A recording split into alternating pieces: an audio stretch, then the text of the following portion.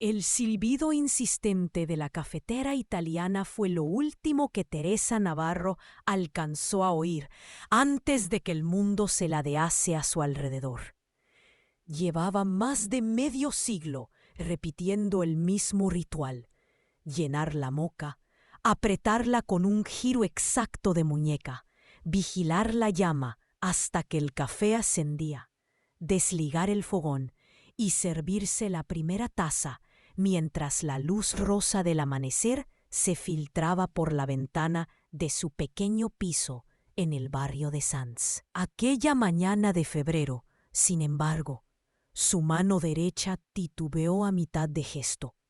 Un hormigueo feroz se deslizó desde las yemas hasta el codo. La cuchara cayó al suelo. Sus rodillas, siempre firmes como tijeras de encuadernar, se plegaron. La última idea nítida que cruzó su mente fue recordar si había apagado la llama. Despertó entre fragmentos, olor a desinfectante, el pitido intermitente de un monitor, unas sábanas demasiado rígidas sujetándole el pecho, y, en el ángulo borroso de la mirada, la silueta de su hijo Carlos negociando. ¿Qué otra cosa hacía Carlos sino negociar? Con una médica de bata azul. Captó palabras sueltas: isquemia, efectos motores, rehabilitación, y sobre todas, la sentencia que le heló la sangre: no puede vivir sola. Carlos se giró con un gesto falsamente dulce. Tenía 44 años, corbata lustrosa y esa sonrisa que jamás le llegaba a los ojos. «Mamá, ha sido un susto, pero te pondrán en buenas manos. Solo unos días de observación». Teresa intentó incorporarse. La cabeza le zumbaba. Quiso decir «mi casa, mi taller», pero la lengua, gruesa como cartón húmedo, se me reveló. Farfulló algo ininteligible y agotada se rindió al colchón. Durante las 72 horas siguientes, los médicos confirmaron que el derrame había afectado ligeramente el lado derecho de su cuerpo. Con terapia adecuada se recuperarían fuerza y coordinación, aunque quizá la escritura nunca volvería a ser tan perfecta como la que había distinguido sus libros encuadernados a mano a lo largo de 40 años de oficio. Teresa, sin embargo, no se preocupaba por la caligrafía. Veía con creciente aprensión cómo Carlos firmaba papeles, hablaba con trabajadoras sociales, telefoneaba a alguien que denominaba agente. Ninguno de esos documentos pasaba por sus manos. La mañana del cuarto día llegó la ambulancia privada. Teresa iba ya erguida, capaz de caminar con cautela, aunque una enfermera insistió en sujetarla por el codo. «¿A dónde vamos?», preguntó, pronunciando cada sílaba con el esmero que impone un rostro aún adormecido. Carlos evitó su mirada mientras los camilleros la ayudaban a sentarse. «Un centro de rehabilitación en Collserola. Solo hasta que termines la fisioterapia». Su tono, barnizado de impaciencia, le resultó chocantemente familiar. El mismo que empleaba de adolescente cuando ella le pedía explicaciones sobre las notas del instituto o los billetes arrugados hallados en sus bolsillos. A través de la ventanilla trasera, Teresa vio alejarse su edificio de ladrillo rojo, el portón con la jara grabada que ella misma restauró tras la muerte de Ernesto, su marido. Aquella puerta marcaba la frontera de su reino. Un piso modesto, sí, pero rebosante de recortes de pergamino, prensas de madera antigua y estantes cargados con las primeras ediciones que compraba en rastros para devolverlas a la vida. Cada rincón olía a papel envejecido y cola de almidón. Al perderlo de vista, sintió que arrancaban de cuajo algo más que paredes. La residencia Los Cipreses se alzaba en la ladera norte de la sierra, pero de los árboles que le daban nombre quedaban apenas 2 troncos resquebrajados. El edificio principal, un bloque gris de hormigón, exhibía un letrero nuevo que pretendía modernidad sin disimular el óxido. Dentro, La mezcla de lejía, naftalina y col hervida saturaba los pasillos. La jefa de planta, una mujer menuda de voz rasposa, llamada señora Padrós, saludó efusivamente a Carlos, casi ignorando a Teresa. «Todo listo», anunció, entregándole un fajo de formularios. «La habitación 27B tiene cama articulada y baño adaptado». Los camilleros rodaron la silla hasta un cuarto angosto. 2 camas, una mesilla compartida y un armario diminuto componían el mobiliario. La cama contigua estaba ocupada por una anciana inmóvil que miraba el techo con ojos lechosos. La ventana daba a un estacionamiento agrietado. Carlos apoyó su maleta, demasiado ligera para contener más que mudas desparejadas, sobre la colcha gris. «No te preocupes por nada», dijo, deslizando el móvil en el bolsillo interior de la americana. «Volveré en cuanto pueda, con más cosas». Besó a su madre en la frente. Un roce apresurado. «Descansa». Cuando la puerta se cerró, Teresa exhaló con temblor. Trató de abrir la maleta. Camisones de algodón barato, zapatillas de felpa, un cepillo de dientes de cortesía. Ni rastro de su bata azul de encuadernadora, ni de la caja donde guardaba las gubias finas. Tampoco su agenda, ni sobre todo los documentos bancarios que consultaba cada primer viernes del mes. Sintió, por primera vez desde el ictus, un atisbo de ira perforando la bruma del agotamiento. La compañera de cuarto no reaccionó a sus movimientos, de modo que Teresa, apoyándose en la barandilla, se levantó despacio. El pasillo zumbaba con televisores y voces apagadas. Se dejó caer en la silla junto a la ventana. La tarde caía y la silueta de Barcelona se perdía tras la neblina. A la hora de la cena apareció Marina Álvarez, una enfermera de cabello rizado y gafas de marco plateado. Llevaba la clipboard apoyada contra la cadera y una sonrisa auténtica. «Señora Navarro, soy Marina, turno de tarde. ¿Cómo va ese brazo?» Teresa agradeció la calidez en aquella voz joven. Respondió con un susurro, duro pero obediente. Se atrevió. «Estos papeles, mi hijo los firmó, pero yo apenas he visto nada». Marina ladeó la cabeza. «¿No le han explicado el ingreso?» Al ver la negación en los ojos de Teresa, cambió de tema con profesional sutileza. Le ayudó a cenar. Le acomodó la almohada, revisó el catéter. Antes de irse, murmuró: «Si necesita cualquier cosa, pulse el timbre o pregúnteme cuando pase visita». Aquella noche, el sueño de Teresa fue interrumpido por un rumor de ruedas metálicas y quejidos. Se despertó empapada en sudor. ¿Había oído el chasquido de su encuadernadora? ¿Acaso era posible que Carlos la hubiese vendido junto con el resto de herramientas? El corazón le martilló el pecho. Recordó la caja fuerte que su marido instaló tras un falso panel del armario. Allí guardaba no solo las libretas de ahorros, sino también los pagarés de varios clientes coleccionistas que confiaban en su discreción. ¿Habrá encontrado Carlos la combinación? Una punzada de pánico le erizó el vello. Pasaron 2 semanas. Consciente de que su recuperación física avanzaba, Teresa midió en secreto los progresos del brazo.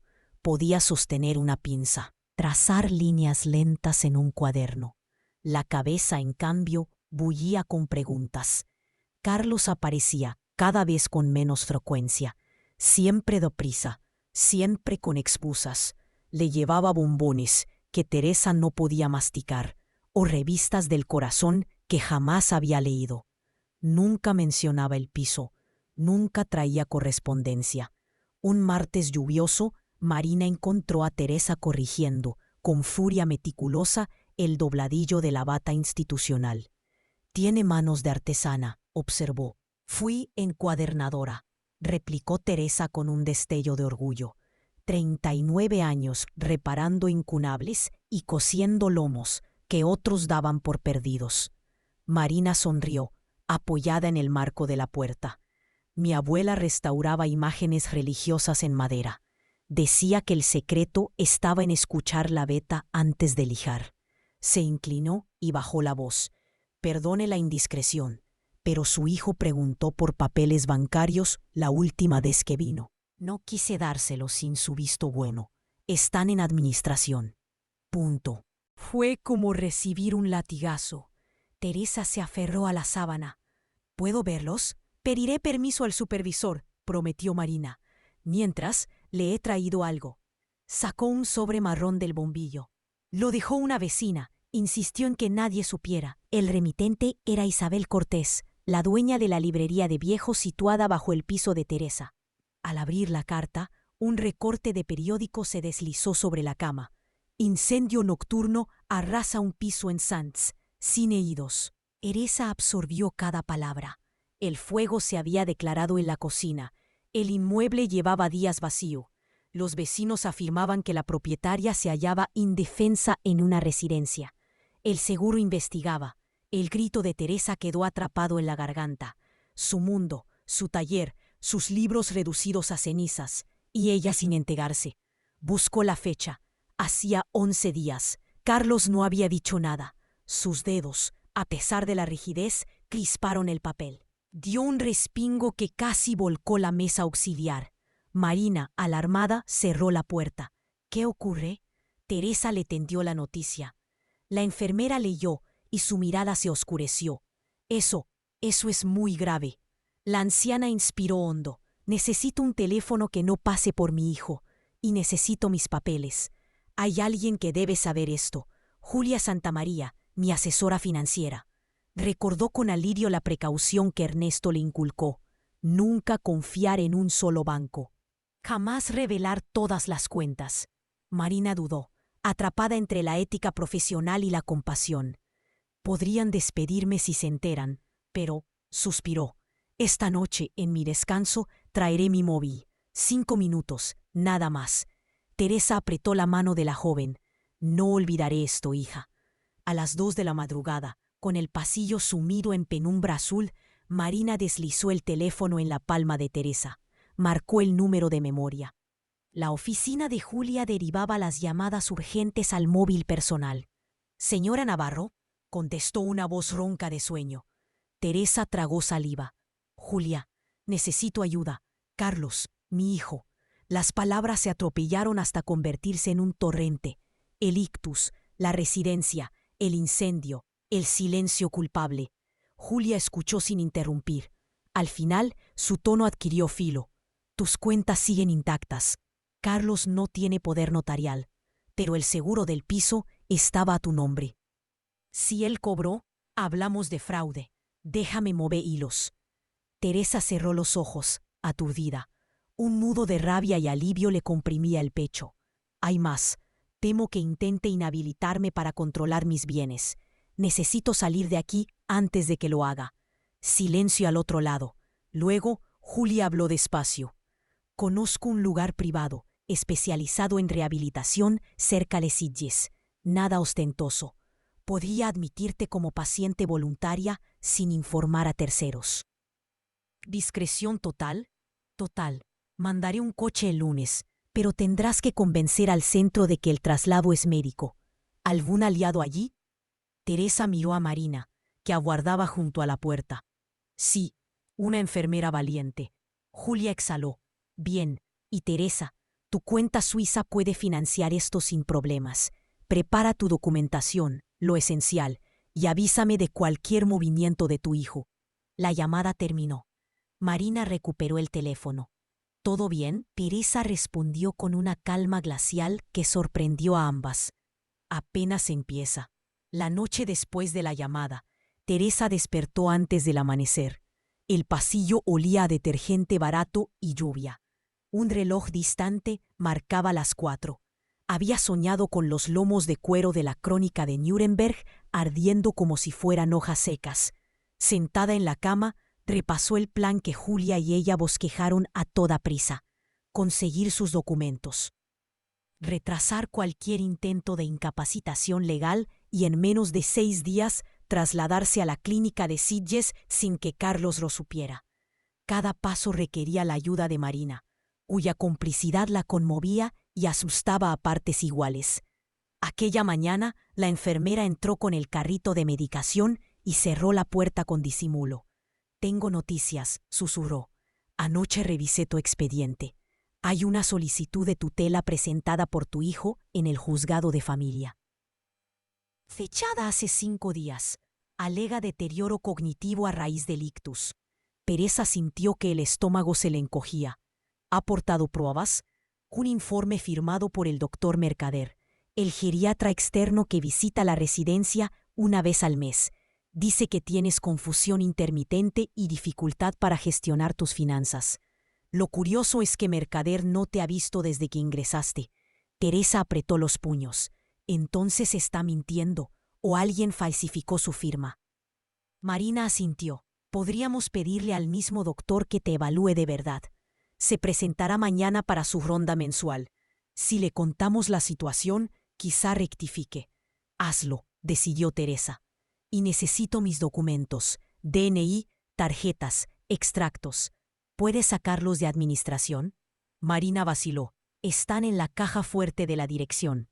El señor Valdivieso no me deja entrar sola, pero esta noche tengo turno doble y cubriré urgencias.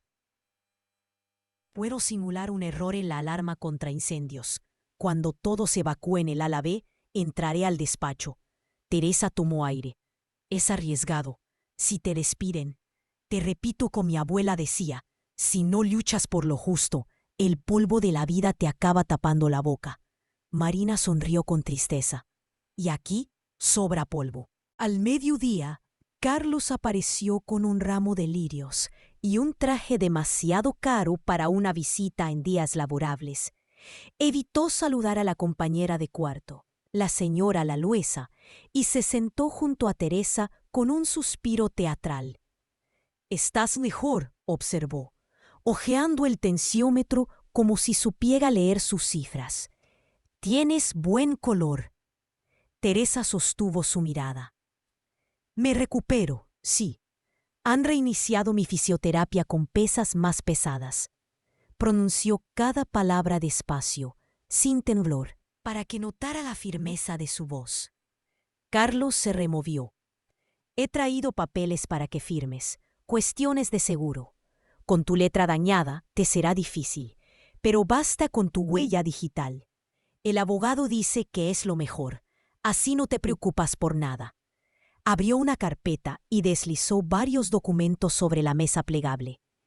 Teresa vio logotipos de la compañía Segurbida y un formulario notarial con la palabra apoderamiento en mayúsculas. Apretó la mano izquierda contra la pierna para recordar que aún sentía dolor, que estaba viva.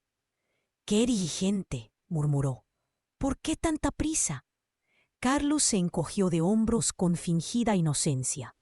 «Los plazos de la aseguradora son férreos. Si no cobramos pronto, perderemos la oportunidad de rehacer el piso». Teresa fingió sorpresa. «¿Rehacerlo? Creí que había quedado inhabitable». Un destello nervioso cruzó los ojos de su hijo. «Claro, por eso necesitamos el dinero». Teresa tocó los papeles sin mirar. «Déjalos, los revisaré con calma». Él frunció el ceño. «No hace falta que los leas, mamá. Confía en mí». «Confío», sonrió y después añadió con dulzura. «En mi abogado». Carlos perdió color. «¿Abogado?» La puerta se abrió. Marina entró para pasar lista de la comida, con los ojos fijos en la bandeja, pero consciente de la tensión. Carlos se puso en pie. «Volveré mañana», masculló, recogiendo atesurado la carpeta. El ramo de lirios quedó olvidado sobre la mesilla, pétalos abiertos como bocas burlonas. En cuanto se fue, Marina dejó escapar el aire. «Escuché parte de la conversación. ¿Firmaste algo?» «Ni una letra», respondió Teresa. «Y mañana Mercader me examinará de verdad». Esa tarde, el ala B dio un revuelo. A las 9, la alarma contra incendios repiqueteó. Rociadores oxidados escupieron apenas unas gotas, pero bastó para que los auxiliares corrieran a evacuar a los pacientes. Marina empujó la silla de Teresa hacia el pasillo principal. Se aseguró de que la jefa de planta diera la vuelta por las escaleras de servicio y con un gesto rápido regresó a la oficina del director.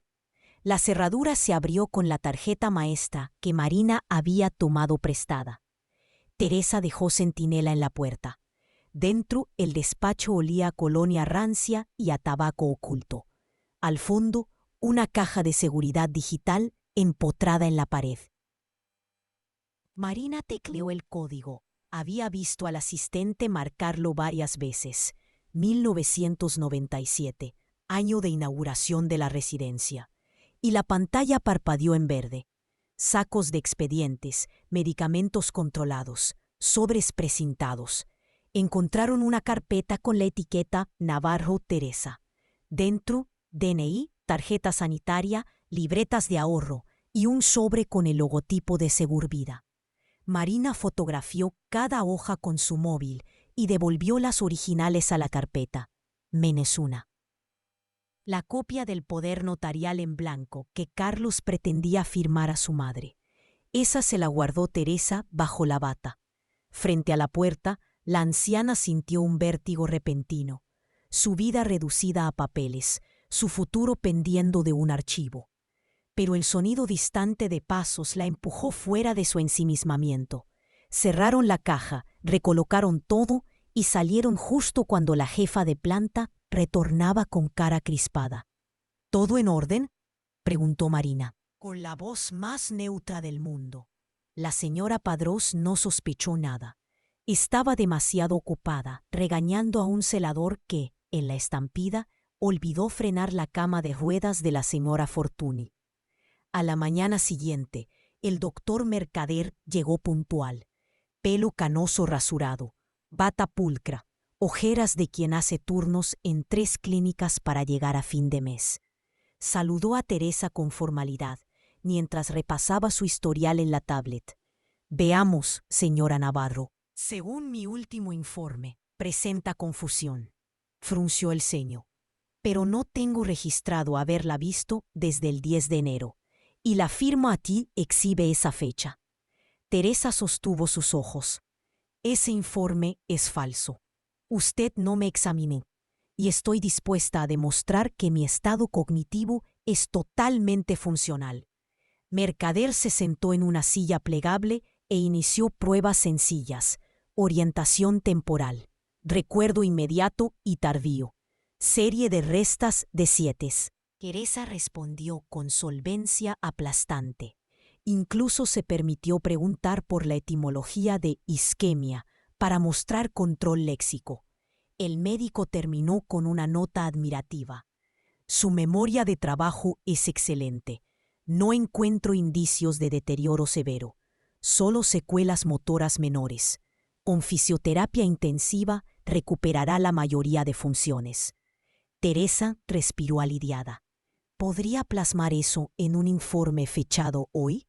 Claro, dijo el doctor, curioso. ¿Hay algún problema legal? Marina explicó con cautela la maniobra de tutela.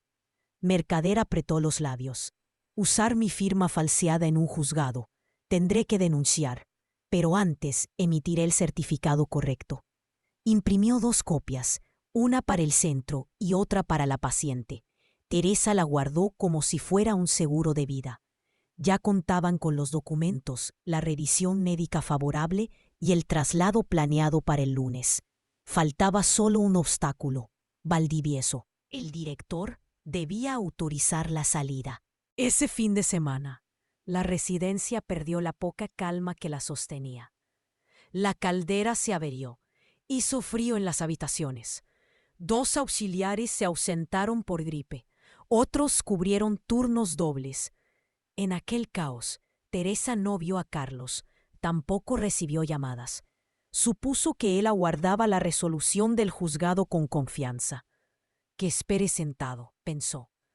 El lunes amaneció con un cielo de plomo. Una ambulancia privada se detuvo frente a los cipreses a las 8. Llevaba el logotipo de la clínica Mar Ventos. Desde su ventana, Teresa sintió una sacudida de esperanza.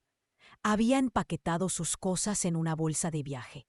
Nada de camisones institucionales, sino la bata azul de tela gruesa que Marina rescató de su piso quemado. Julia la había encontrado entre los restos y mandado lavar.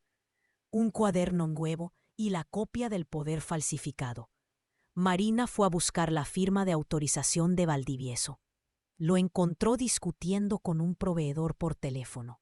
Aprovechó para colocarle frente al escritorio el informe de mercader y el formulario de traslado médico, adscrito a la mutua de Teresa. El director lo hojeó con prisa. Clínica Marventes, demasiado cara. El presupuesto de derivaciones no lo cubre, gruñó. Marina mantuvo la voz serena. Pero la paciente asume el coste. Se marcha por voluntad propia y con informe favorable. Valdivieso frunció las cejas. Necesito el consentimiento del tutor legal. Su hijo lo será en breve. El proceso no está resuelto y hay indicios de fraude en la solicitud, replicó Marina. Si impide la salida, incurre en privación de libertad. El director abrió la boca para replicar, pero la campanilla del teléfono interrumpió. Era la jefa de planta informando de una fuga de agua en la lavandería. Valdivieso masculló un insulto y garabateó su firma. Allá ustedes, gruñó, estampando un sello. Marina voló pasillos abajo, golpeando puertas. Teresa ya estaba lista, envuelta en su bata azul como una reina sin corona. Cuando los camilleros entraron, ella insistió en caminar por su propio pie hasta la camilla. Cada paso era un desafío a la gravedad y, sobre todo, a la sombra de Carlos. La ambulancia partió con las sirenas apagadas. Solo el ronroneo del motor rompía el silencio. Teresa vio cómo la residencia se encogía tras la ventanilla. Un monstruo de hormigón, dejando atrás sus tentáculos. Marina se sentó a su lado. Oficialmente acompañaba a la paciente para entregar informes, pero ambas sabían que quizá no regresara a su empleo. Gracias, murmuró Teresa, cerrando los ojos. Lo has arriesgado todo. No todo, sonrió Marina. Mi abuela me dejó un taller de restauración en el Hospitalet. Lleva años cerrado. Quizá ahora encuentre el valor para reabrirlo. Teresa apretó su mano con fuerza. Entonces prometo enseñarte a coser lomos dobles a la francesa. Las dos rieron, y por primera vez el futuro pareció algo más que un cálculo de trámites y muros. En la autopista, a punto de cruzar el puente sobre el Llobregat, un coche negro se plantó delante de la ambulancia y obligó al conductor a frenar de golpe. El paramédico soltó una maldición y tocó el claxon. La puerta del sedán se abrió. Carlos emergió, con el abrigo flotando como un ala. Tras él, dos hombres trajeados. Llevaba una carpeta y una precipitación descompuesta en el rostro. El paramédico abrió la puerta lateral, confuso. Esta ambulancia transporta a mi madre. Vengo a impedir un traslado ilegal, gritó Carlos. Teresa sintió un puñal de pánico. Marina apretó el botón de cierre, pero Carlos se coló antes de que la puerta se cerrara. Está secuestrando a mi madre, acusó a Marina. Tengo una herida cautelar de tutela provisional. Alzó un documento con sello judicial. Marina le arrancó el papel de las manos y leyó en segundos. Era una resolución urgente, emitida ese mismo día a las 7 de la mañana, aprobando la tutela temporal debido a un informe recién agregado que citaba desorientación aguda registrada por la residencia el sábado. Jamás ocurrió tal incidente. Valdivieso había movido hilos. Teresa se incorporó con esfuerzo. Tengo un informe del doctor Mercader desmintiendo eso y tu poder notarial falso, espetó extendiendo la copia. Los tribunales gustarán de ver ambas cosas. Carlos perdió la compostura. Necesito ese dinero, madre. El negocio se hunde y tú no lo entiendes. Entiendo que vendes mi edificio antes de que yo muera, replicó Teresa con un hilo de voz afilado. Que incendias mi hogar para cobrar un seguro. Y que falsificas mi firma. Lo entiende cualquiera. Carlos dio un paso, rostro desencajado. Los escoltas se tensaron, pero el paramédico alto como un roble se interpuso. Señor, apártese. Interfiere con atención sanitaria y obstaculiza la vía pública. Llamaremos a los mozos. Marina ya marcaba el 112. Carlos retrocedió una fracción de segundo. Sus abogados quizá le habían instruido sobre los límites del uso de la fuerza. Lanzó una mirada desesperada a Teresa. «Podríamos haberle hecho juntos», murmuró. «Podríamos», aceptó ella, «si hubieras aprendido algo de integridad en vez de codicia». Y con eso bajó la cortinilla interior de la camilla como quien cierra un capítulo de un libro. Los mozos de escuadra llegaron en menos de 7 minutos. Tomaron declaración a Marina, al conductor y a Teresa, que narró, con inusual serenidad, la falsificación de documentos y el intento de retención contra su voluntad. Carlos fue conducido al lateral, donde discutió con los agentes. Los escoltas mostraron placas de un despacho de seguridad jurídica y se desmarcaron. Al final, Carlos recibió una citación para declarar en comisaría y la orden de no acercarse a su madre hasta nueva audiencia. Cuando el coche negro se perdió en el tráfico, la ambulancia reanudó la marcha. Marina cerró los ojos, agotada. Teresa aflojó el nudo en su estómago. La voz del paramédico desde la cabina sonó como un bálsamo. Tramo despejado hasta Sitges. Llegamos en 30 minutos. Teresa se permitió contemplar el mar en el horizonte. Pensó en los libros calcinados, en la ceniza que aún hollaba su oficio y en la posibilidad de empezar de cero a los 73 años. No era tan descabellado. Después de todo, los verdaderos encuadernadores saben que ningún lomo queda perdido si se hallan los hilos correctos. El viento del Mediterráneo lamió los campos de viñedos. La clínica Mar Ventós apareció, blanca y sencilla, rodeada de pinos que olían a resina y sal. Teresa descendió de la ambulancia, sosteniendo el brazo de Marina, pero caminando por sí misma. Una fisioterapeuta joven les dio la bienvenida y entregó un formulario de ingreso que Teresa firmó con su caligrafía menos temblorosa en meses. En la habitación, amplia y luminosa con vistas al mar, hallaron un ramo de jazmines frescos y una tarjeta. «Bienvenida, Teresa. J». Julia se había adelantado. Marina apagó su móvil laboral, sonaba sin cesar, y lo deslizó en el bolsillo. «Creo que hoy renuncio oficialmente a los cipreses. Entonces empecemos a planear ese taller de restauración», propuso Teresa. Se sentó a la mesa, abrió su cuaderno nuevo y trazó, con lentitud cuidadosa, la palabra renacer. El pulso tembló apenas, pero la línea se completó. Fuera, el mar golpeaba con oleaje tenue. Quedaban batallas, juicios, reclamaciones, reencuentros dolorosos. Pero en aquel instante la vida volvía a oler a tinta y a cuero recién barnizado. El primer amanecer de Teresa en la Mar Ventós llegó teñido de sal.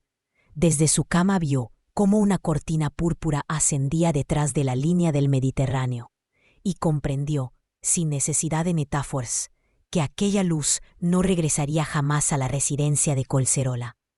A las 7 en punto tocaron a la puerta. Paula Llorens, fisioterapeuta menuda y risueña, traía un plan personalizado, detallado hasta el último estiramiento. Teresa había temido las sesiones. Nunca le gustó que la forzaran, pero el tacto firme de Paula disipó la ansiedad. Empezaron con movimientos de dedos mientras hablaban de encuadernación. A los 10 minutos, Teresa ya presumía de haber cosido, en 1989, un Quijote en vitela de pergamino. Las semanas siguientes fueron una coreografía de rutinas. Mañanas, electroestimulación y ejercicios de pinza fina. Mediodía, terapia de marcha por los jardines de pinos. Tardes, sesión cognitiva con crucigramas y dictados. Ritual que Teresa transformó en clases espontáneas de caligrafía para otros pacientes. Noches, té de manzanilla, llamada a Julia para repasar las novedades del caso judicial, y antes de dormir, un poema de San Juan de la Cruz. Una página de diario escrita con un estilógrafo que Marina le obsequió. El progreso fue casi aritmético. El temblor disminuía a razón de medio milímetro por día, y al cabo de un mes, su firma volvía a ser reconocible. Marina, entretanto, viajaba cada tarde en tren al Hospitalet. Había rescatado las llaves del viejo taller de su abuela, un bajo angosto con una claraboya sucia, y pasaba horas sacando polvo a las gubias, aceitando prensas y catalogando los restos de madera de nogal. Al regresar a la clínica, traía las manos tiznadas de barniz y la sonrisa abierta. «Cuando estés lista, fundamos Restauraciones Navarro y Álvarez», repetía bromeando. «Suena ampuloso. Mejor taller Renacer», proponía Teresa. Y así, entre espasmos de dolor muscular y chistes sobre colas de proteína animal, la idea germinó hasta volverse inminente, mientras la vida recuperaba un ritmo de respiración profunda. El exterior vibraba con otra cadencia. Julia, desde su despacho en Les Corts, enviaba resúmenes cada viernes. Investigación del seguro. Los peritos concluyeron que el incendio fue provocado con un acelerante en la campana extractora. El informe apuntaba a persona con acceso a las llaves del piso. Fraude documental. El juzgado cuarto de familia aceptó la denuncia de Teresa sobre falsificación de la firma del doctor Mercader y del poder notarial. Medidas cautelares. A Tarlo se le prohibió administrar bienes de la madre y se ordenó un bloqueo preventivo de las transferencias recibidas del seguro hasta la vista oral. Lo más punzante, sin embargo, fue la carta que llegó a la clínica un jueves de abril. Sobresellada desde el centro penitenciario Brians II, llevaba el sello de comunicaciones internas. Era la primera vez que Carlos se dirigía a su madre sin intermediarios. «Mamá, admito que todo se me fue de las manos. El negocio inmobiliario necesitaba liquidez. Pensé que si vendíamos tu piso en cuanto te trasladaras, nadie saldría herido. Lo del incendio fue idea de Martín. Yo creí que no habría investigación seria. Ojalá puedas perdonarme. Tu hijo Carlos». Teresa leyó la carta en silencio. Paula y Darina esperaban su reacción. Después de un minuto, la anciana dobló el papel y lo guardó en la gaveta lateral de la mesilla. «¿Vas a contestar?», preguntó Marina. No», dijo Teresa.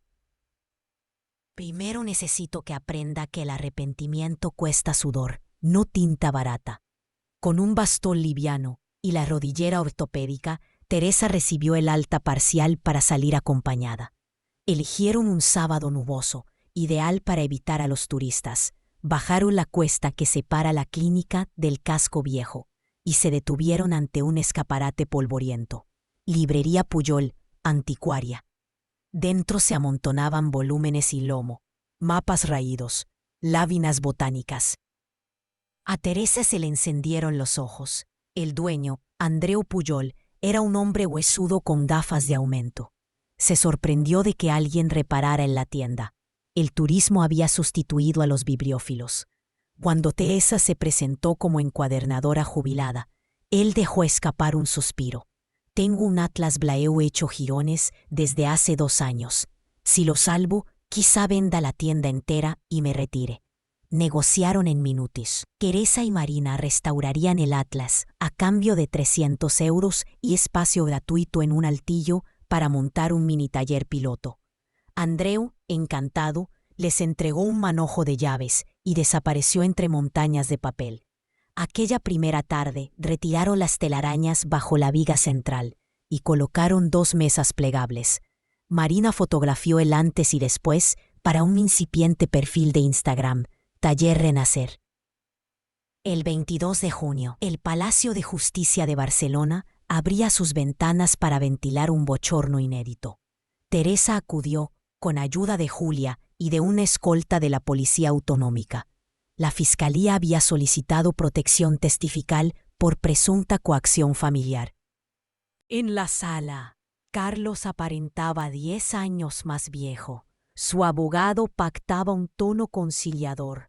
Sin embargo, los hechos eran tozudos: fraude al seguro, falsificación de documento público, incendio provocado y tentativa de administración desleal.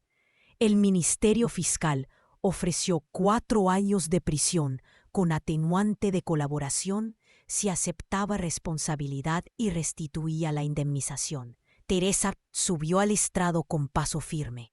declaró sin titubeos, mostrando el informe verdadero de mercader, la copia del poder en blanco y las fotografías de la caja fuerte. También describió con precisión de artesana cómo percibió el olor a acelerante en los restos de su cocina calcinada, cuando los bomberos le permitieron revisar el escenario. Cuando terminó, el juez la felicitó por la claridad. Carlos no alzó la mirada. La sentencia llegó un mes después, 3 años y 11 meses de prisión. Más inhabilitación para administrar bienes ajenos. El seguro anuló el pago y el banco devolvió la hipoteca cancelada a nombre de Teresa. Julia diseñó un plan para vender solo el solar. El edificio estaba condenado y comprar un pequeño local en Sitges, cercano a la librería. La noche en que recibió la copia de la sentencia, Teresa abrió por fin la gaveta, sacó la carta de Carlos y con manos mucho más estables escribió una respuesta breve. Cuando hayas cumplido tu deuda con la justicia y con tu conciencia, podremos hablar. Hasta entonces, cuida tu alma y recuerda que los libros quemados siguen hablando en las cenizas. Mamá. Marina la observó sellar el sobre sin una lágrima. ¿Estás segura? El perdón es un oficio, igual que la encuadernación, explicó Teresa. Primero se limpia la herida, luego se cose con paciencia y solo al final se barniza. Agosto trajo un calor espeso, pero el altillo de la librería Puyol se había convertido en un oasis. Colgaron un rótulo modesto: Taller Renacer, restauración y encuadernación artesanal. La página de Instagram sumaba 600 seguidores curiosos. Un youtuber de libros raros grabó un reportaje improvisado y el vídeo alcanzó 20.000 visualizaciones. El Atlas Bleu, una maravilla barroca de 1664, requería cirugía mayor. Hojas sueltas, hongos en las costuras. Mapa de Java rasgado en diagonal. Teresa trabajó con lupa y espátula de bambú. Marina prensaba los cuadernillos en la vieja prensa de su abuela. Tardaron 28 días en completarlo, pero cuando lo entregaron, Andreu Puyol lloró como un niño y les pagó el doble de lo acordado. Los pedidos se multiplicaron. Un misal romano de 1802, un álbum de fotos de la guerra civil, un facsímil de códice medieval que necesitaba reenlomado. Teresa enseñaba a Marina la costura copta, el corte de guardas y la preparación de engrudo. Marina, a su vez, incorporaba técnicas de conservación fotográfica aprendidas en cursos online. La tradición sin tecnología es nostalgia. La tecnología sin tradición es arrogancia, repetía Teresa, mientras pegaban cabezadas de seda azul. Para octubre, alquilaron el local esquinero que Julia compró con la venta del solar, aquel espacio luminoso. Con grandes ventanales y estanterías blancas, se inauguró con una exposición titulada El libro herido. A la entrada colgaron enmarcadas 3 hojas chamuscadas rescatadas del piso incendiado, un poema de Miguel Hernández, la página de créditos de un tomo de Proust y un exlibris caligrafiado por la propia Teresa en 1975. Bajo las cenizas aún se distinguían los trazos. En diciembre, Teresa recibió una llamada del centro penitenciario. Carlos solicitaba visita. Julia aconsejaba esperar. Todavía quedaban pleitos civiles, pero Teresa aceptó. El vis a vis fue un cruce incómodo de miradas. Carlos, con mono azul y barba incipiente, pidió perdón. Contó que asistía al módulo de lectura y que, paradójicamente, restauraba libros para la biblioteca interna. No se pueden usar engrudos fuertes, explicó él como recitando una lección. Los lomos se parten. La paciencia los salva, respondió Teresa. No hablaron de dinero. Carlos anunció que al salir pensaba abrir una pequeña tienda de reparación de muebles. Quería devolver algo útil. Teresa no prometió ayuda, pero tampoco lo rechazó. Al despedirse, le entregó un ejemplar de Ética a Nicómaco con la dedicatoria, para aprender que el medio es la virtud. El 14 de febrero siguiente, Taller Renacer celebró su primer aniversario con un seminario abierto. 20 alumnos de escuelas de arte se agolparon en torno a Teresa, que, con bata nueva color burdeos, demostraba cómo se ejecuta un cosido de 5 nervios. Marina, ahora oficial de primera, dirigía la parte de conservación preventiva. Al final de la jornada, la alcaldesa de Siches entregó a la anciana una placa por contribución al patrimonio cultural. Teresa la recibió con manos firmes y agradeció citando a Borges: «Uno no es lo que es por lo que escribe, sino por lo que ha leído». Entre los asistentes había una joven de acento andaluz que se acercó tímida. «Soy hija de la señora Laluesa, la compañera de cuarto en Los Cipreses», explicó. «Mamá falleció hace 2 meses, pero me habló siempre de usted. Quería agradecerle la compañía que le dio». Le entregó una caja. Dentro, un cuaderno de tapas de pergamino sin coser. Ella quería que lo terminara alguien que amara los libros. Teresa acarició las hojas en blanco. «Lo encuadernaré y lo usaré como libro de lecciones. Así su gesto multiplicará historias». Teresa llegó al taller antes del amanecer. El interior olía a cola caliente, cuero y flor de almendro, que Marina colocaba en un jarrón cada lunes. Encendió la lámpara de mesa e inició su propio ritual: mojar la brocha fina, repasar la loma del lomo, presionar apenas lo suficiente. Su mano derecha, la mano que el derrame quiso anular, se movía con la precisión de siempre. En la pared, un calendario artesanal marcaba la fecha con números estampados en pan de oro. Era obra de un preso anónimo del módulo de lectura de Brians II. Lo había enviado Carlos por correo nominal.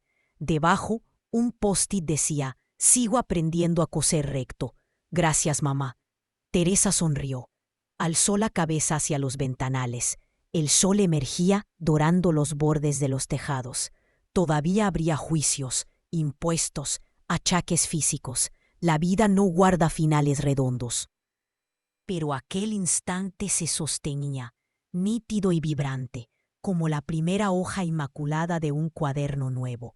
Tomó la pluma estilográfica, abrió el cuaderno de la señora Laluesa y escribió la lección inaugural: «Nunca subestimes el valor de un hilo bien tensado. Puede mantener unida una página, un libro o un corazón». Dejó secar la tinta, cerró las tapas y sintió en la médula misma del hueso que volvía a pertenecerle el mundo. Marina entró con 2 cafés humeantes. El aroma se mezcló con el de la cola y la flor. «¿Lista para otra jornada de rescates?», preguntó la joven.